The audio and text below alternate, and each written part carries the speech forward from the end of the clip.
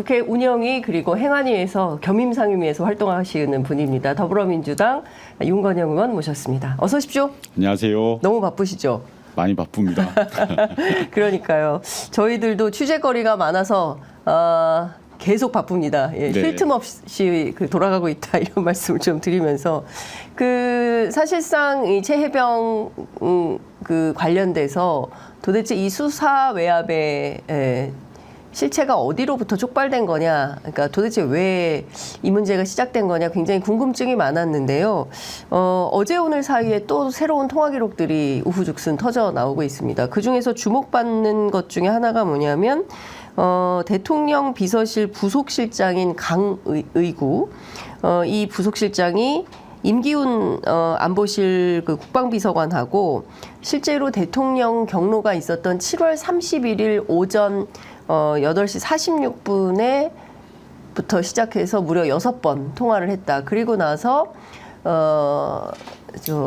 대수비, 그러니까 대통령 수석보좌관 회의가 열렸고, 그리고 나서 소위 얘기하는 이제 VIP 경로설이 제기가 되고, 그리고 나서 이제 8월 2일부터 쭉쭉쭉쭉 전화 통화가 이어지는데요.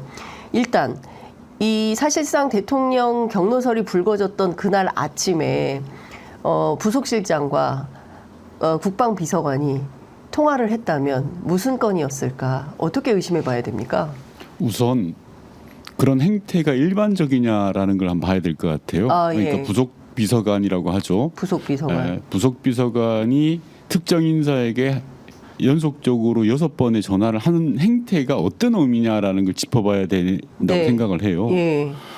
그 말은 천재지변이 일어난 것도 같죠. 천재지변 같다. 예를 들어서 대통령이 엄청나게 많은이 아니라 예. 하여튼 나라가 뒤집어질 정도의 많은 관심을 보이는 행동인 거예요. 쉽게 말하면. 예. 왜냐하면 부속비서관이라는 위치는 대통령을 대신하는 자리예요. 굉장히 무거운 자리예요. 그래서 대통령을 대신하는 자리다. 예. 그래서 잘 등장하지 않죠. 예. 그리고 부속비서관은 주로 대통령이 누구랑 뭐 전화 연결을 한다든지 뭐 찾는다든지 할 때 이렇게 심부름을 하는 사람인데 네. 그런 인사가 특정 인사에게 6번 전화를 한다라는 것 자체는 예. 말 그대로 엄청난 일이 벌어지고 있는 거예요. 그 상황이.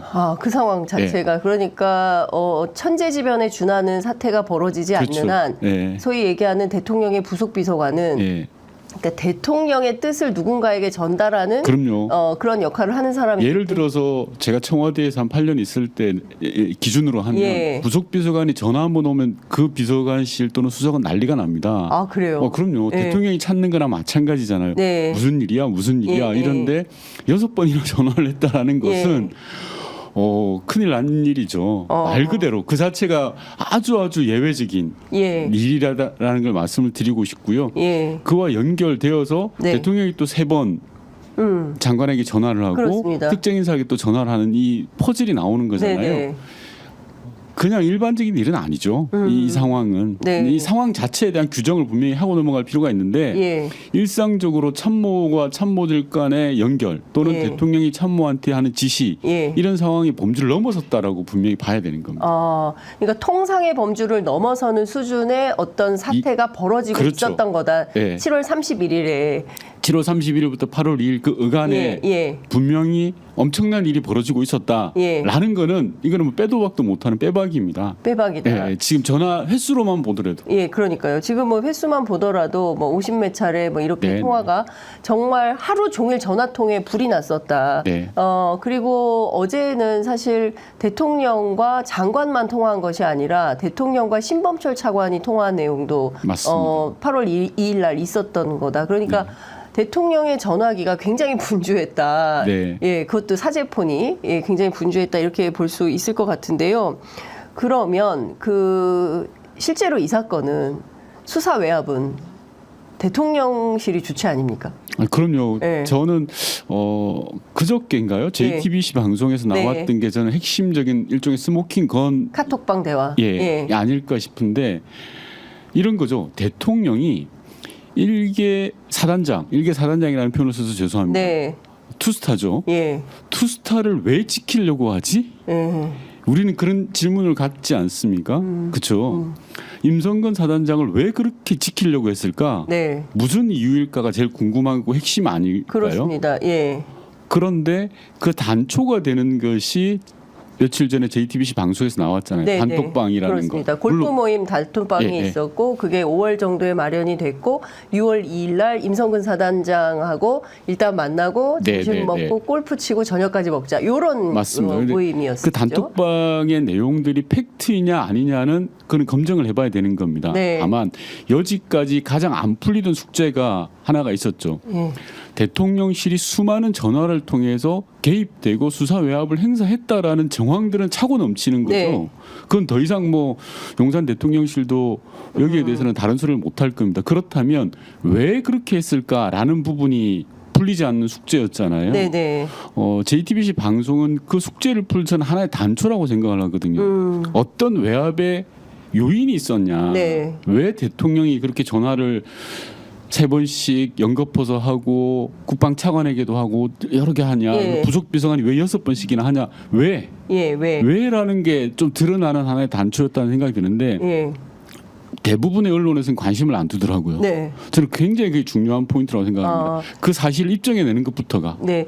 실제로 JTBC가 이 정도의 큰 단독 보도를 하면 그제 했으면 어제 오늘 연달아서 추가 보도가 나오면서 사실 신문지면에 두 그럼요. 배가 돼야 되는데 신문지면에 보도가 거의 안 돼요. 아니, 전혀 아무도 안 돼요. 인용 보도를 안 하고 있어요. 몇몇 MBC 정도? 예, MBC 뭐 오마이뉴스 뭐 네. 이런 정도가 뭐 보도를 하고 있고 한겨레 경향이 좀 따라오는 정도인데 소위 얘기하는 조중동 네. 보수 언론들이 안 씁니다. 네. 안 쓰고 있는데 실제로 여기에 핵심 인물 중에 한 명이 누구냐면은 이모 씨라는 사람인데 네. 이 사람은 도이치모터스 주가 조작 의혹 사건에서 실제로 김건희 여사의 계좌를 관리하고 김건희 여사와 그의 가족들의 계좌를 관리했던 사람이고 2차의 어떤 컨트롤, 2차 주가 조작의 컨트롤 타워 역할을 했던 사람인데 이 골프 모임의 멤버였던 거죠. 그렇죠. 물론 이 사람이 오지 않아서 그 모임은 성사되지 않았다라고는 하지만 이 굉장히 중요한 단초가 열렸다. 공수처가 이 카톡 내용 갖고 있겠죠.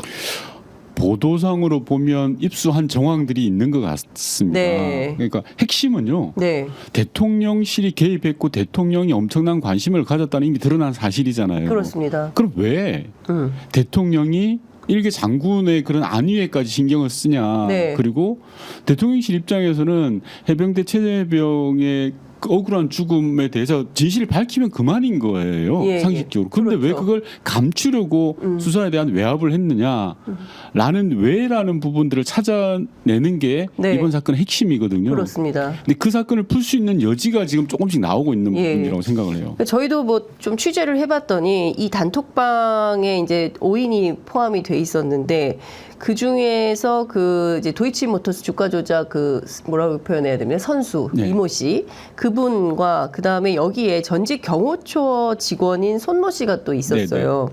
그리고 변호사, 뭐 전직 경찰, 뭐 사업가 등등이 있었는데 그 여기서 사실 이 모임을 핸들링한 이게 다 이 해병대 출신들의 모임이었다는 거예요. 그래서 이제 그 임성근 사단장 주관하에 골프를 하고 뭐 저녁을 먹자 이런 그러니까 일종의 이제 친교 모임 같은 걸 네네. 해보려고 했었던 건데 이 경호처 직원이 또 상당히 역할을 한 걸로 보인다라는 내용이 확인이 좀 되고 있습니다. 물론 네. 이제 저희들 계속 취재를 하고 있는 사안인데 그러니까 그렇다면 김건희 여사와 네.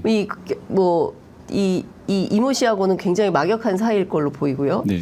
그러면 이 뒤에서 사실상 김건희 여사가 뭔가 역할을 했나? 라는 의심을 해볼 수밖에 없네요. 그런 걸 특검에서 밝혀내야 되는 거죠. 수사의 영역이죠, 사실. 네. 보도가 추적 보도하기는 굉장히 한계가 있을 거라고 맞습니다. 생각을 합니다. 예. 아무래도 정보가 제한이 되니까. 네, 네, 그게 저는 특검의 수사의 영역이고 왜 안 하는지 이유가 안 되는 부분이 그런 부분입니다. 지금 빨리 해야죠. 그러니까 예. 대통령에게 이 문제에 대해서 이야기했던 사람이 누구냐라는 거예요. 예. 왜 대통령이 임성근 사단장을 지키려고 했느냐. 네. 이유를 찾아내는 게 최혜병 사건의 핵심이라고 보거든요. 네. 그걸 지금 바로 해야죠. 그렇군요.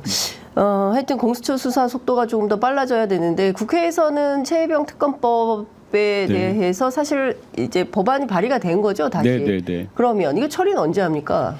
원내에서 전략적으로 판단할 텐데 늦추지 않을 것 같습니다. 이 부분은 예. 저희 이 법안이 쟁점이 있는 법안이 아니고요. 우선. 네. 그리고 두 번째로 이 법안은 정치적 유불리를 나누는 법이 아니잖아요. 네. 우리 국민의 억울한 죽음을 밝혀내는 수사 외압이 누구에게 있느냐라는 걸 밝혀내는 법안이기 때문에 시간 걸릴 법도 아닙니다. 네. 그래서 저희는 곧 처리하지 않을까 싶습니다. 오늘 국회 본회의 있는데요. 오늘 본회의에서는 국민의힘이 국회로 들어오겠다라고 해서 네. 국회 부의장하고 상임위원장 나머지 뽑지 않았던 7개 상임위원장을 선출하는 그런 본회의가 될 걸로 압니다. 그 밖에 다른 의안은 없고 그것만 딱 선출하고 끝내는 그런 본회의가 되는 건가요? 기본적으로 이제 국민의힘이 국회에 들어왔기 때문에 네. 안건 처리와 관련해서는 예. 이제 여야 협의를 해야 되는 예. 상황이 된 겁니다. 그래서 네.